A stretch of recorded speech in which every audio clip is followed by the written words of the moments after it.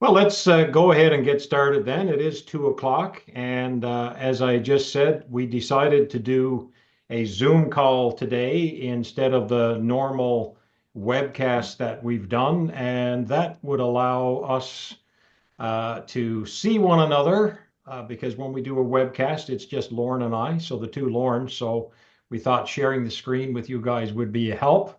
Also, a help in regards to actually having a conversation together. That way, if there are questions, you can feel free to put them in the chat or raise your hand. Let me know you want to ask a question, and we can certainly address things as we go.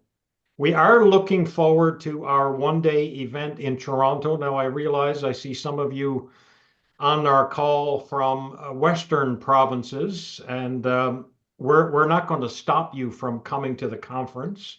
And we'd certainly love to have you come if you are able. We've got lots of good content, and it does lead into the Spark conference. And if you're interested in attending that conference, please let me know. And I'll see what I can do to get you a ticket in potentially. So no promises there, but let me know if you are coming to the one day and I will see what I can do. So that's May 29th for our one day. And then the Spark conference is on the 30th. So without further ado, I don't want to take up the time with announcements, but I'm excited to have Lorne Jackson back with us. And many of you know Lorne going back over the years, and the president and founder, I should say, of Canadian National Christian Foundation. And it's interesting, back when I was an advisor, I think the last piece of business that I did, not sure I ever got paid for it, but was to set up a donor advised fund. And I know Lorne helped me walk through that with the client as to, okay, the tax saving benefit of doing that. And yeah, it was, I got to be honest, probably the most fulfilling piece of business that I ever wrote, because I recognized that the money that was going into the donor advised fund was going to be given away to kingdom purposes. So for me, it was extremely fulfilling, probably the most fulfilling appointment I had. It wasn't the last that I had, but one of the last appointments as an advisor that I had with clients. So that's interesting. And that leads me to the point of the opportunity, I guess, that's there to use donor advised funds in your practice. And I don't know about you, but when I was an advisor, I could count on one hand who had a donor advised fund among my clients. So I don't know what that is for you, but I trust that today's conversation will open your eyes a little bit about using donor advised funds, how to use them, how to utilize them, and to make clients even more comfortable with them. So, Lorne Jackson, having said that, I would love for you to jump into the conversation and talk to us a little bit about how you use the opportunity, I guess, of donor advised funds. Well, welcome, guys. I'm shocked at the people I see on here that I know. I usually do these things for Lorne, and of course, we don't get to see anybody, so I never know who is on, but I think I know most of you. So thank you for joining. I guess you must be just patronizing an old man that you're that you're coming on this.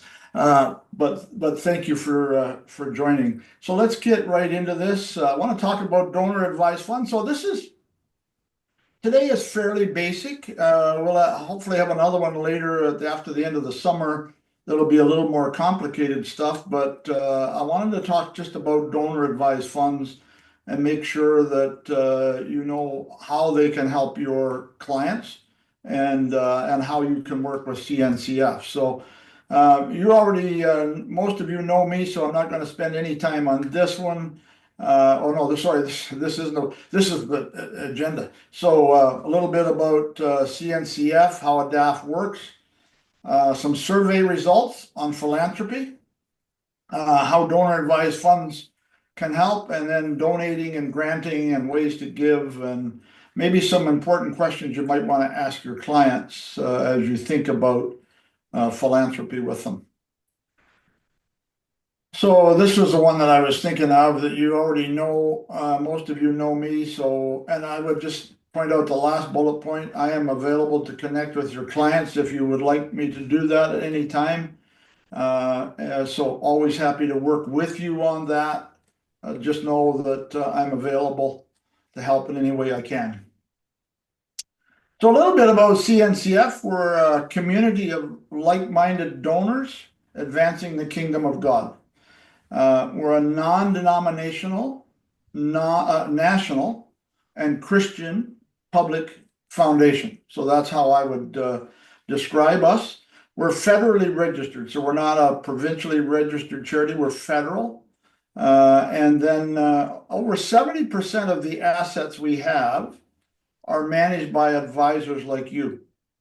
Most of the donors we have come to us because the advisor that they're working with has recommended they come to us. And we have a national board. So I saw Tom Lip on here. He is one of our board members. And we have board members right across Canada. Oh, also Abe Taves is on our board. We have board members right across Canada from let's see, I guess Ontario West. Most provinces are represented there. And just a quick little picture diagram of how it works. The donor makes a contribution to a donor advised fund. They get a deduction, a receipt, charitable tax credit back as number two. We do all of the administration for them. You're investing it for them. And then they're making grants out to their favorite charities that they want to support. And as we go through this, I'll talk a little more about that. But they don't have to be Christian only, but they're making those decisions. So Canadian Association of Gift Planners. I don't know if any of you know of them. Some of you may be a member there. I'm a member there. A number of it. They're pretty much made up of fundraisers for charities. Lawyers, accountants, and financial estate planners. I would say that's predominantly the membership. So that's a little bit about who Canadian Association of Gift Planners is. They do some great seminars, by the way. If you're not a member, I would recommend it because I'm doing some seminars with them that I'm listening in on. I learn a lot from their stuff because it's pretty, they get into some pretty complicated stuff and get some pretty highfalutin lawyers on there to explain how things should work. But in their survey, 91% of financial advisors say they discuss philanthropy with their clients. So you could be feeling pretty good until I hit the next bullet point. And it says that when they were interviewing the clients, only 13% said yes, they've actually had that discussion with their advisor. So gang, I don't know what the difference is. I don't know why. Maybe financial advisors maybe we're talking about it in such a in-depth way they didn't understand it. I don't know. But clients are saying that they didn't know they were having that conversation. I think, Lorne, I Sorry? think that's interesting.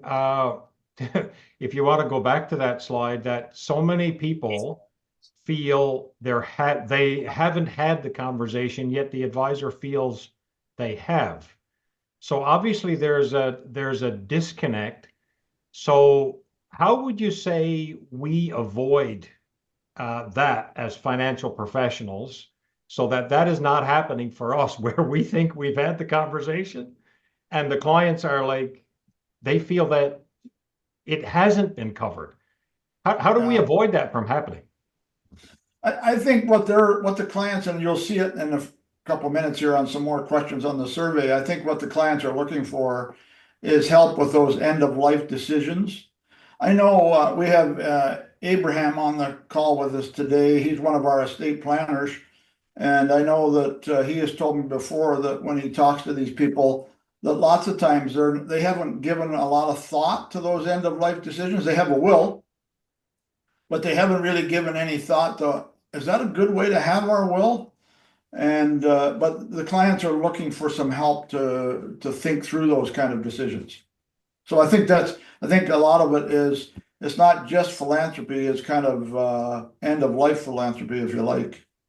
Yeah, and I wonder too if part of it is not just looking at the traditional way of, okay, if you have two children, you divide your money two ways and it goes to your children. Charity is not really part of the discussion. So maybe adding to the conversation, even in terms of Ron Blue's question that he will often ask, is what's the worst thing that can happen, or what's the best thing that can happen if you transfer these funds to each of Yeah, your children? And I wonder if how yeah. many times those questions are not actually being asked by the advisor. I think that's a very good point. I think that often is not happening, and that's probably the 13% thing that we're Right, seeing here. Yeah. right.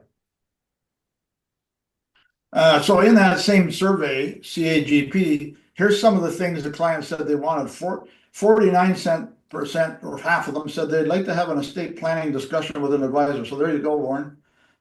Estate planning is a big part of it.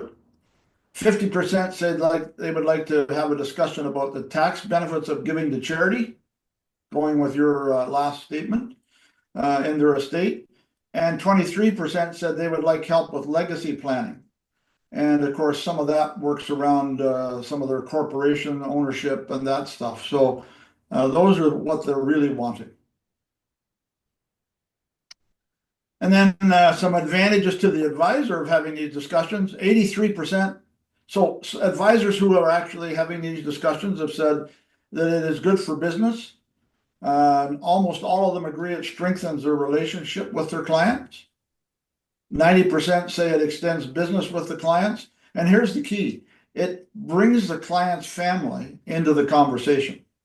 And if we don't do that, and we got aging clients, as they age out and turn that money over to their kids, the kids are going to be working with some other financial advisor because they didn't know you.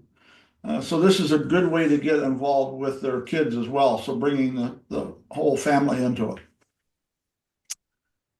So advantages to you as an advisor, I think it just gives you more services to your clients. It prevents competition because somebody else may be talking to them about their estate and then get involved in managing their money and everything else. So it helps prevent competition, helps the clients with philanthropic decisions. Oftentimes we find that clients have not thought through some of the issues they have with their estate. And it might be that they have a child that has a gambling addiction, and they're planning to give the money, equal amount of money to that child in cash that they give to the rest. And when you ask the question, is that going to be wise? They would say no, but we didn't know what else to do. So those are some things that you can help them with, and maybe setting up trusts and so on. You can continue to manage the investments with CNCF, and it connects you to the clients at a deeper level, because now you're dealing with the heart issues when you start to deal with their giving. When could your clients use a foundation? Well, they could do anonymous giving, and here's an advantage to a public foundation. I'm going to talk in a little bit in a minute about private versus public, but you can't give private out of a private foundation and do it anonymously. You could try, but all anybody has to do is go on the CRA website and they can see who owns that foundation because it's a private foundation, and they can see who they give to. If you're giving out of a public foundation like CNCF, no, you could choose to give anonymously, and there is no way the organization could find out who gave that. Another reason you might do that is you might have a large one-time source of income. So you may have a client that sold their business, or they sold a piece of real estate, or for some reason they have a huge windfall of income. I suspect it's not from the stock market this year. Just saying. but they may have a huge source of income in one year and they have a tax problem. But they might say, well, I don't even know who I want to give it to yet. Well, by putting it in a public foundation, they can delay that time and choose who they want to give it to later, but get their tax receipt now while they need it.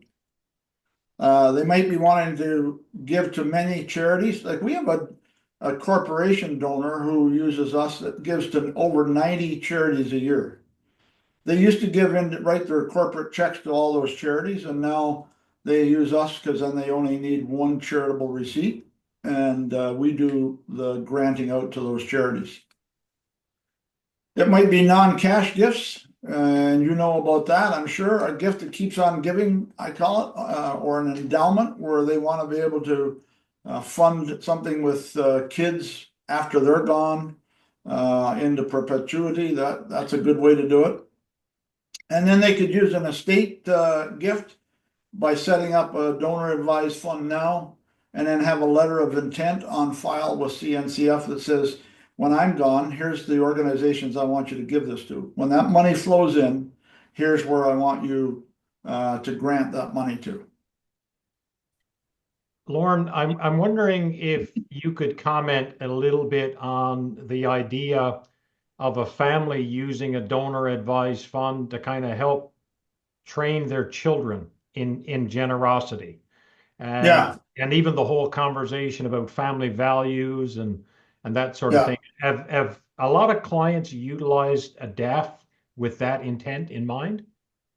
Yeah, there are clients who now set up, and they may only have a $5,000 DAF they've set up, but every year they meet with their kids, and they may only be, 8 and 10 years old, but they're meeting with them, and they sit down and say, "Hey, what charities would you like to give this to?"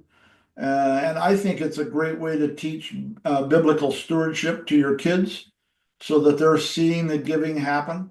Whereas we put money on an offering plate, even worse now in church, we don't even put money on an offering plate anymore. We just slip it in a little box at the back where nobody sees it. So I think this is a great way to be teaching our kids biblical stewardship. So yeah, that's for sure. A donor advised fund is really, think of it like a bank account, only it's a charitable giving account. So you go into your bank, you can open up a bank account in a few minutes. Well, you could do that with CNCF as well. They get a charitable tax credit right away. They recommend who we give it to, and there are no restrictions on donors making grants. So they could give to Boys and Girls Club. They could give it, so it doesn't have to be only Christian organizations. And it can be set up rather quickly. I would also say on the restrictions, we don't restrict how much they can give out, and I'll come to a little bit more about that in a minute. But a lot of foundations I find, especially with banks and mutual funds companies, will restrict how fast the donor can give it out, because of course they're into managing money, they're not into building the kingdom. So a CNCF donor advised fund, here you go, Lorne, family involvement and distribution. I was going to say a little more about that, but I already said it, so I don't need to do that. Very good. The administration free, because we're doing the administration, so compared to a private foundation, and more flexible. Why more flexible? Because of private shares, the things you can do in a public foundation with private shares that you cannot do with a private foundation. Funds can be provided to the DAF through a bequest. So it could be in their will, and they could set it up now.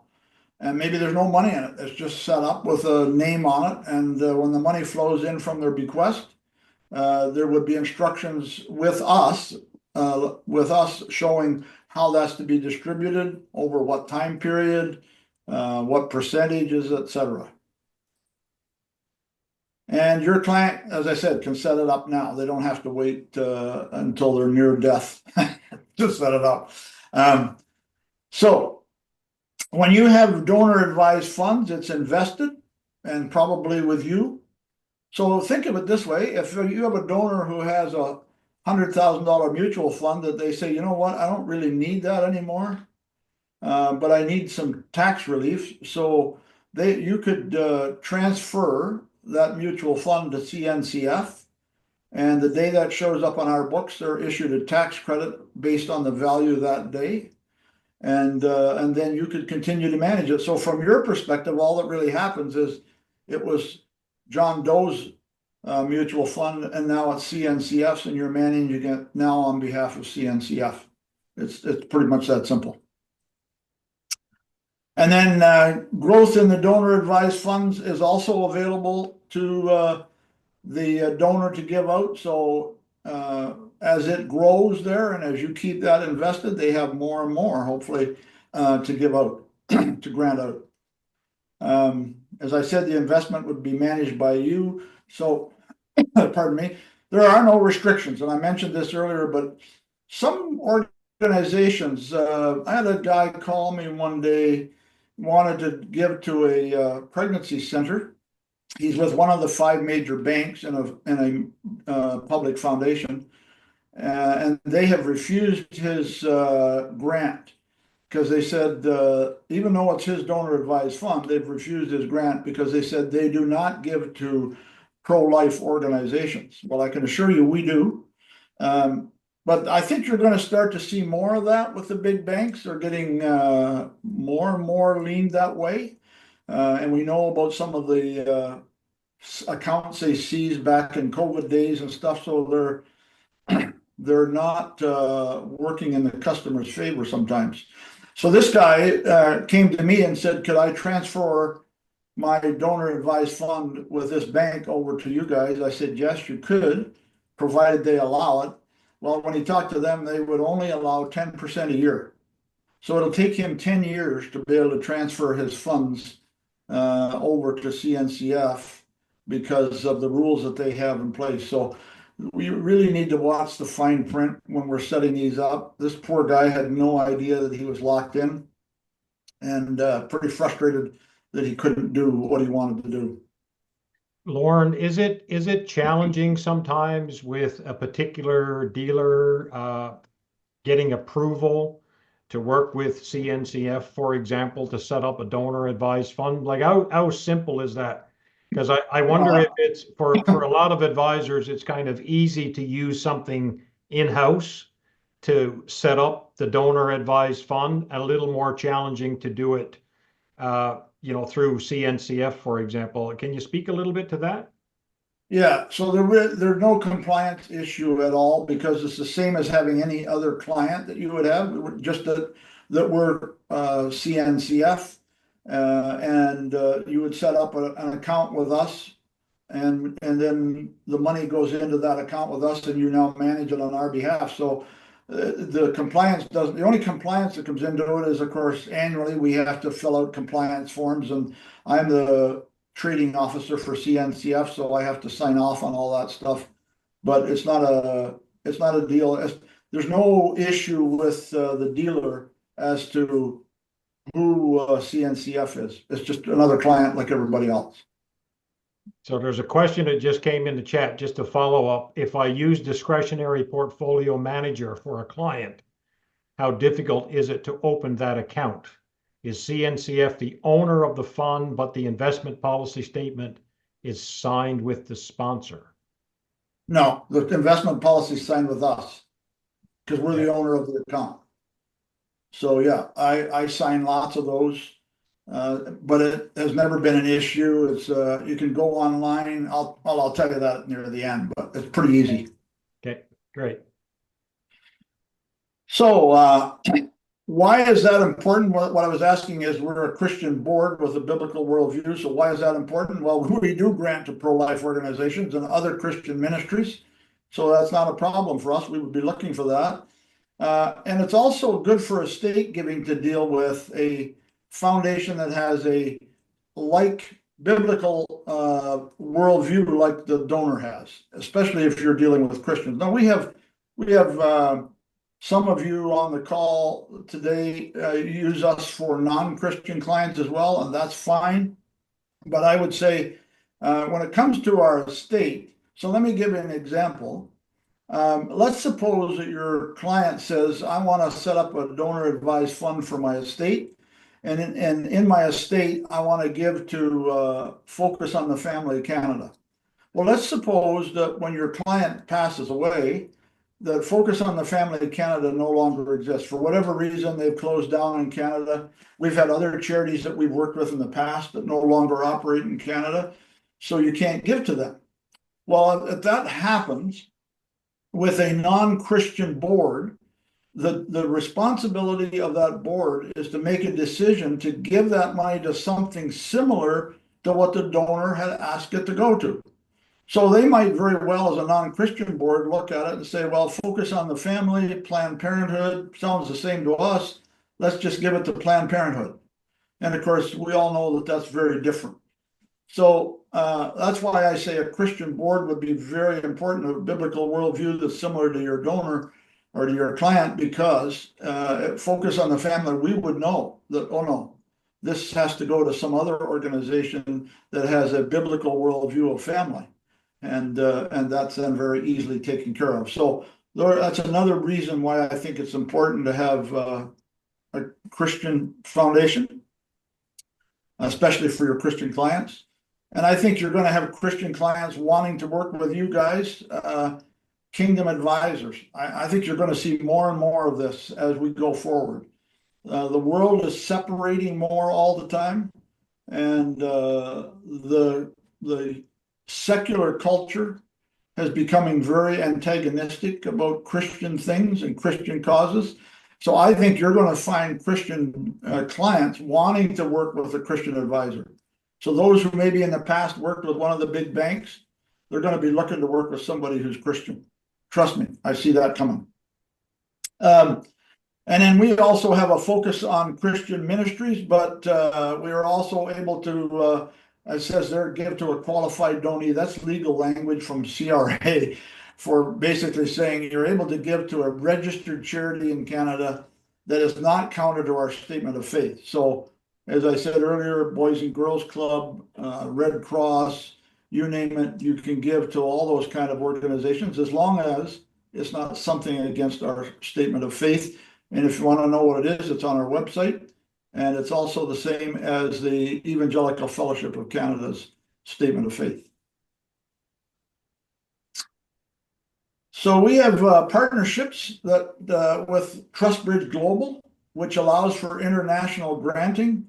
We're the only foundation in Canada that has a partnership with them.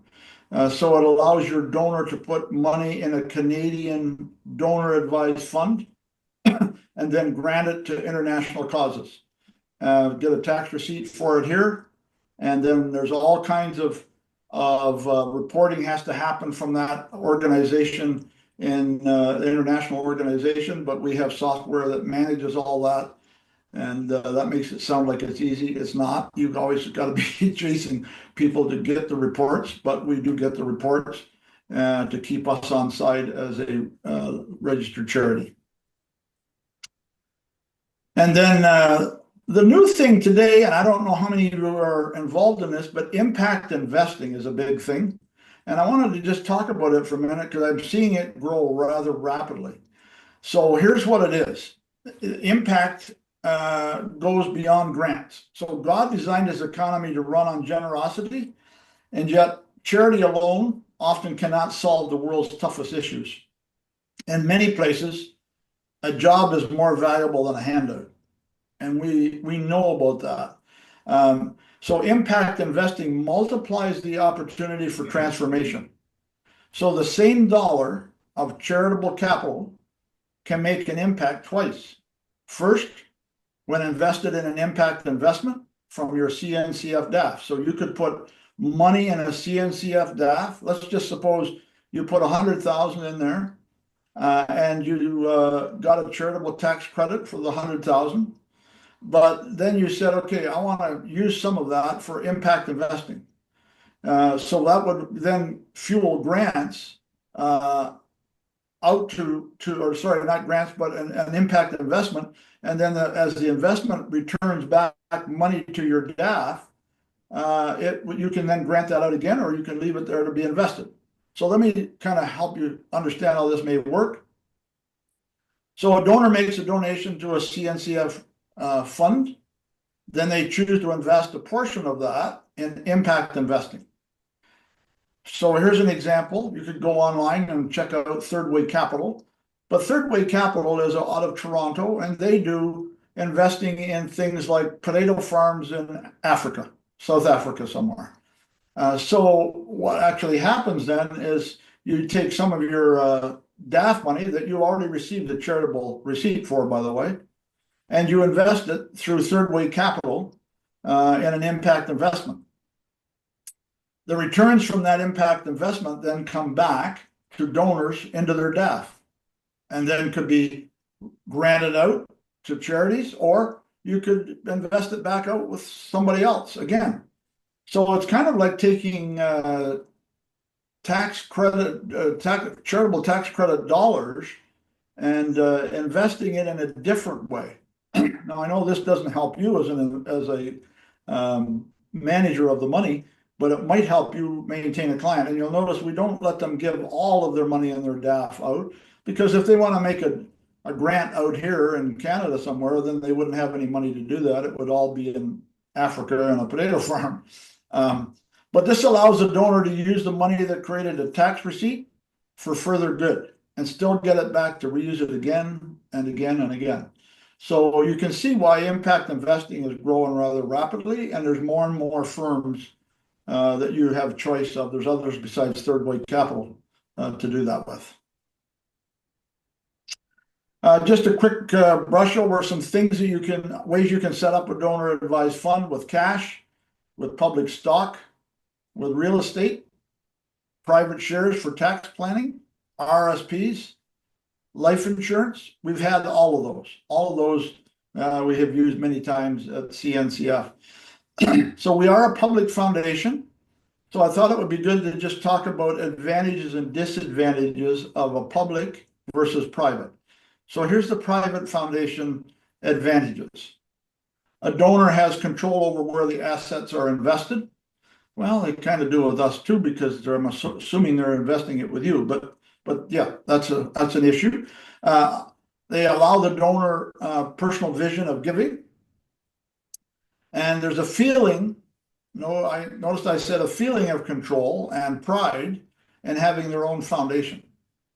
Now, disadvantages: the setup costs and the time involved to deal with that, the ongoing costs of financial statements, dealing with CRA, T3010s every year, and dealing with all of that stuff. And then they have these annual disbursement quotas that have to be reported to CRA. So all of those things cost money and time. So they may or may not want to have a private foundation. But the advantages of CNCF is that the advisor has a DAF, therefore the granting options are much like a private foundation. They can choose who they want to grant it out to. And when they give us that advice, unless it's something against our statement of faith, we would have no reason not to follow through on that. By the way, let me just add that anytime a donor makes a donation to a foundation, private or public, they have had a charitable tax credit. They do not control, they advise as to where the money, advise the board of that foundation as to where the money should go. So they don't have, they give up control when they got the charitable tax credit.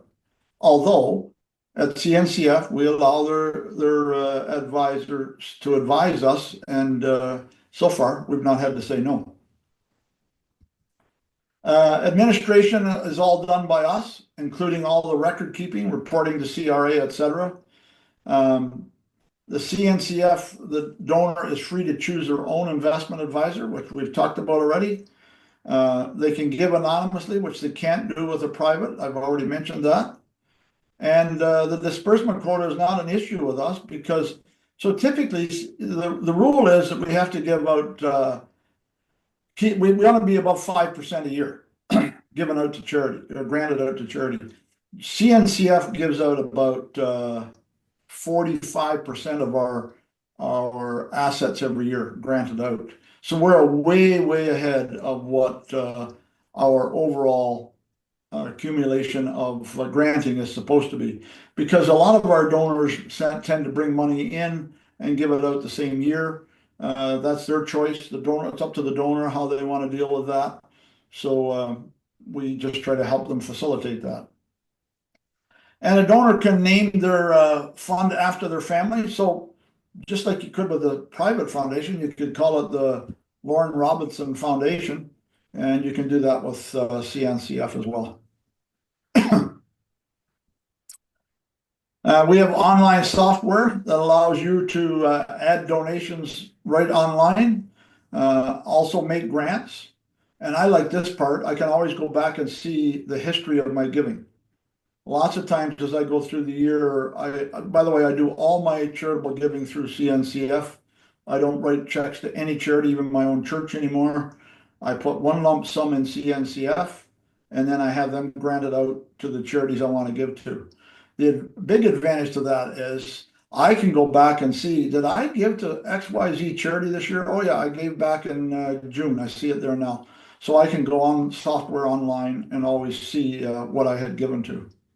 I can also see how it's growing and what's happening with the investment of it. And if you want, if the donor agrees, you could have access to that software so that you could see what your donor's account is doing as well. But they have to, of course, give you permission because you would also see who they're giving to and how much they're giving, etc. The software allows the donor to be close to their money. It doesn't matter where they are in Canada anymore. They have online control of that and be able to deal with it on their computer. Disadvantages would be giving to charities that are not within our statement of faith or not biblically responsible.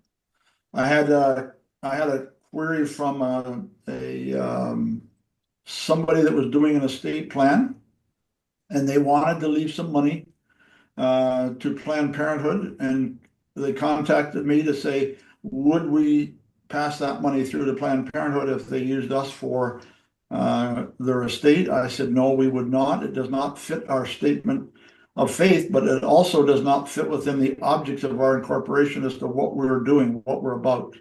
So I was able to say, no, we wouldn't do that. And of course, then they just didn't use us.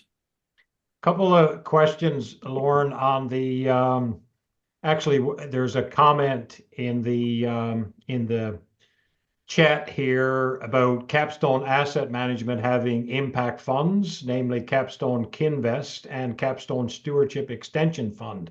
So the link is there in the chat if you're interested in that. But Lorne, I wondered if you would comment a little bit on the limits of, because you mentioned you can do, use impact investing inside the donor advised fund.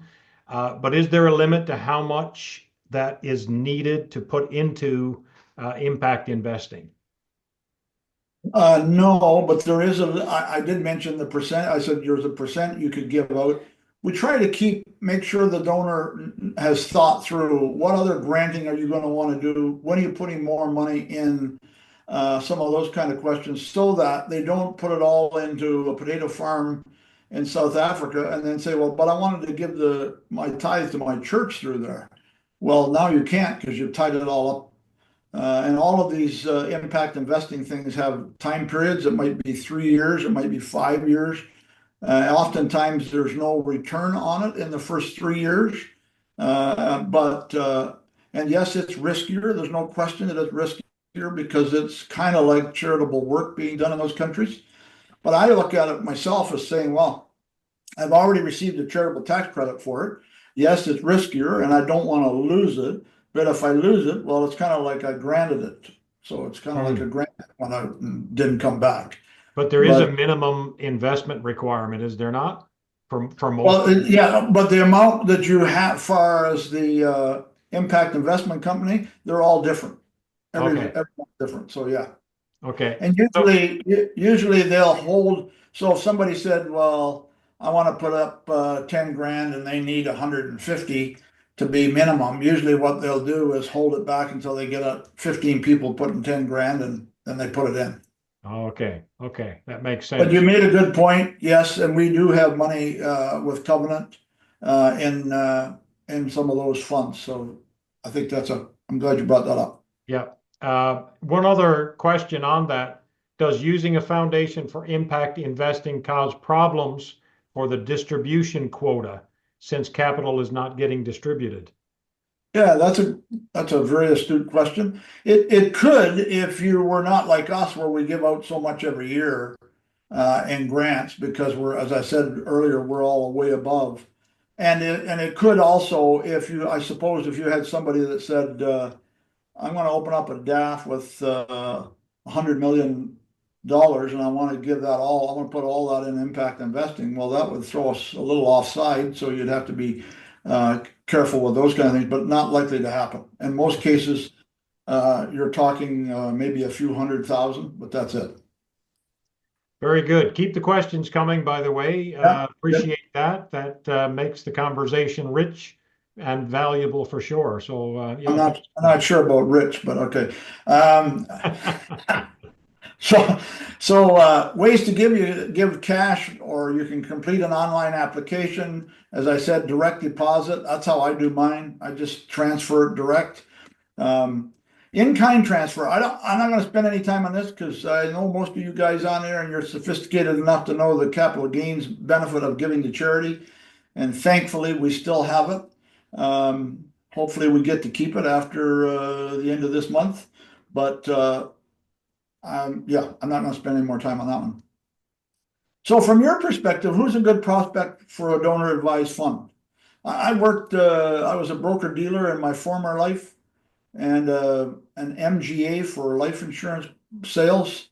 And I just worked with you guys long enough that I know that if you don't happen to have a client who could use this right now, 6 hours from now, you will forget that we ever talked about this because you got too many other things on your mind. And I understand.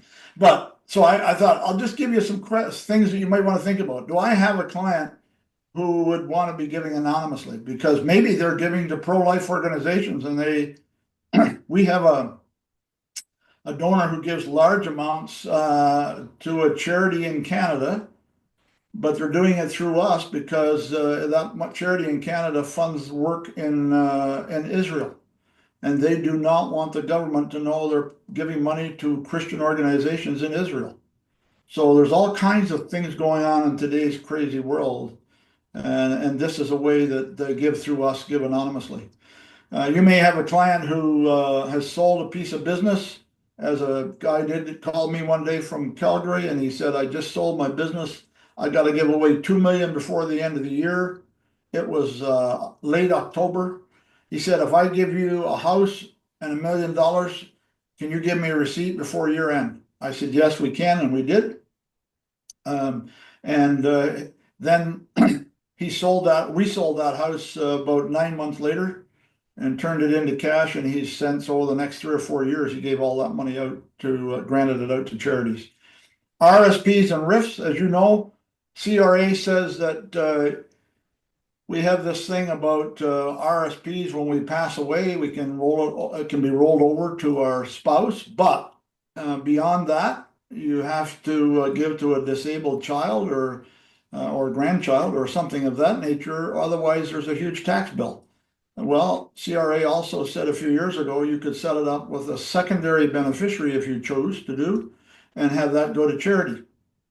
So that if your spouse predeceases you, the money would automatically, through beneficiary designation, go to charity and wipe out all of the tax that would have been otherwise on it. Now, it doesn't give them other tax benefits because you're just wiping out the tax on the RSP.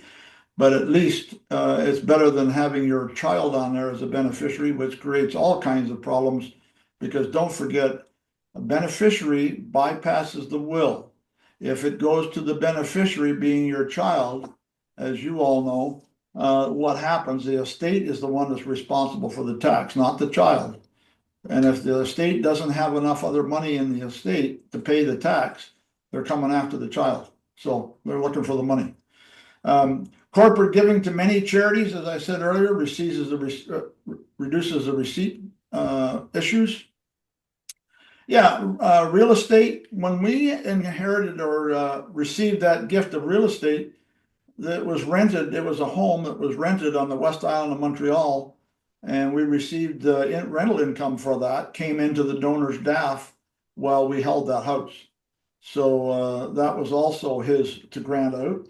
Life insurance, I'm going to comment just briefly on that at the end. Cryptocurrencies, we don't typically we don't invest in cryptocurrencies. Our board has a statement of an investment policy, by the way, that when you use us in your planning for a client, you do get a copy of that investment policy so that you know what we allow for investments in cryptocurrencies is not one of them. Now, if we receive it in crypto, we have the choice to choose to hold it for a while if we want, but typically we would not. We would normally turn it into cash. Private shares and state freezes, we do lots of those, often involved in private shares. So just in closing, a couple comments on charitable life insurance. When you have charitable life insurance, and most of you would know this that have been around the life insurance part, but if you've been more of an investment advisor, there may be something new in here for you. But if you wanted to set up a new policy, purchase of a life insurance policy, they could purchase a new policy and make CNCF, the charity, as the owner and the beneficiary. And in which case, and they pay the premiums. And when they do that, of course, they get a tax receipt every year for the payment of the premium. That's pretty straightforward. Sorry, this is a good way to give more than maybe they could normally give. I remember working with a widow one time that set up a charitable life insurance policy for her church. She never had much. She never owned her own home. But she set up a life insurance policy and the death benefit was to go to the church. So, and then option 2 is purchase a life insurance policy and maintain the ownership and make the charity just the beneficiary. And in that way, they don't get a credit for the premium. They're getting a credit for the death benefit. So you can't have both. You can't get a charitable tax credit for paying the premium every year, and then when the person dies, they get a charitable tax credit for the death benefit. No, can't do that. That would be called double dipping, I think. But they have that choice, and so the option 2 is often used for corporations, where there's a huge tax issue for the corporation or a huge tax issue for the family.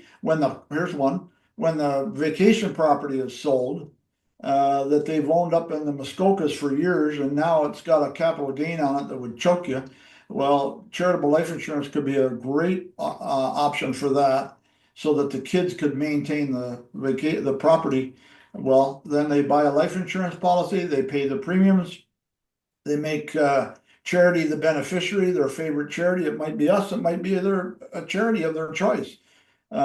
But with this option, they're not getting, as I said, a tax credit on the premium.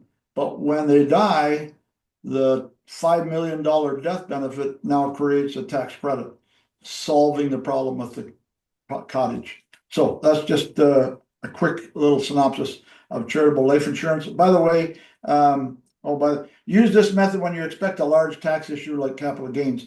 Another thing I would just add there, you could take a current policy, and some of you on this call today have done that, and you take a current policy that's already in place, and you can have an actuarial calculation done as to what is the value of that for tax purposes as if they donate that to the charity. And you may find that you've got a client that's 85 years old, maybe got some health issues. They've had a policy for a few years, doesn't have a lot of cash value in it, maybe, but it might have a death benefit of $1 million, and an actuary looks at it. He might say that thing's worth $450,000 because of the person's age and health status for a tax credit. And you could donate that to charity. The client could get a $450,000 tax credit. So there's all kinds of things you can do that way as well. and happy to help you with any of that kind of stuff also. So wrapping it up, there's some questions you could ask your clients when they're thinking about opening a foundation. How important is it to be able to give to Christian causes? If that's important to them, then they probably should not be using the public banks and mutual fund companies. You may you now or in the future want to donate private shares. If they have private shares that they might want to donate, then public foundation is a way better way to go because of the restrictions on private shares in a private foundation. And then how much legal and financial reporting do you want to have to do with CRA if you set up your own private? And would it be preferable to you to have me manage your investments in the DAF for you? That's you as an advisor. So there's what our giving application looks like. It's pretty simple. They're basically just putting their name on it, who they want to be the advisor. In other words, when I say advisor, you probably think it's you. No, it's them, because they're advising on us giving out that money granting the money out to the charities they want to grant to. Here is our connection. There's my email. There's Lorraine, who is the general manager for the foundation. And by the way, we're all over the country. Lorraine is on Vancouver Island. She lives there. As you know, I live in the Ottawa area, and we have an office in Ottawa, but we have staff all across the country. I'm going to go past that, and if there's any other questions, Lorne, I'm here.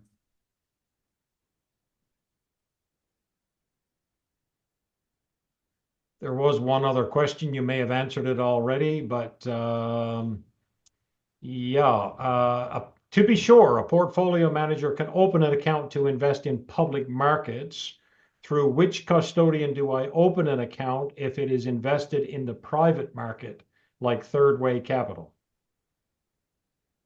What was it? I didn't catch the first part of it, but you used a word there I didn't catch. It says, to be sure, a portfolio manager can open an account to invest in public markets. So just wanting to confirm that. Right. And then the question is, through which custodian do I open an account if it is invested in the private market, like Third Way Capital?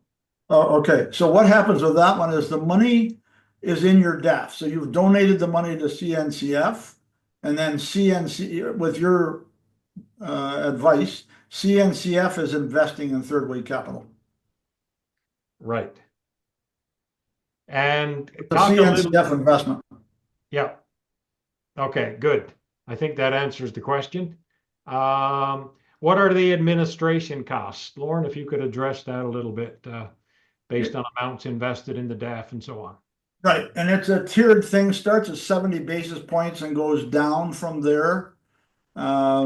If you got it invested, hopefully you're making a lot more than 70 basis points for them. So in effect, there would be no cost because you're getting them 7%, and at the most they're paying us 0.7. Okay. Good. Anybody else with a question? Our time is just about done, but even if you would like to unmute yourself and ask a question, you can feel free to do so in the time we have left.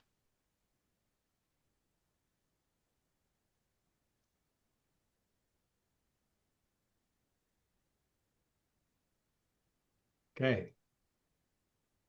If there are no takers, then we'll definitely wrap up our time together. This has been very informative. I really appreciate you taking the time out of your schedule to be part of this today. I like doing the Zoom. I don't know if you prefer the Zoom over the other way we've done these, but I kind of like the Zoom option. We're able to see one another, and you can ask a question, which many of you did online, which is the same way we always did it, but at least we're able to see one another. So appreciate that. For sure, if you are not registered yet for our one-day event coming up in Toronto, please do so. love to see the largest gathering ever at that event. And the plan is next year we will take that event to Western Canada and do it in Calgary. So I'd love to kind of rotate the event a little bit, spread it around. So all those in the GTA don't have to travel a lot this year, but I will be asking you to travel next year. How's that? Feel free, by the way, send any comments or feedback my way. Thanks so much, Lorne, for your time and your expertise today. Thanks everyone for joining us. Have a great rest of your day. Thanks Thanks, all. Lorne. Thanks, Thanks, Lorne. everyone. Bye. Thanks so much. Thank you.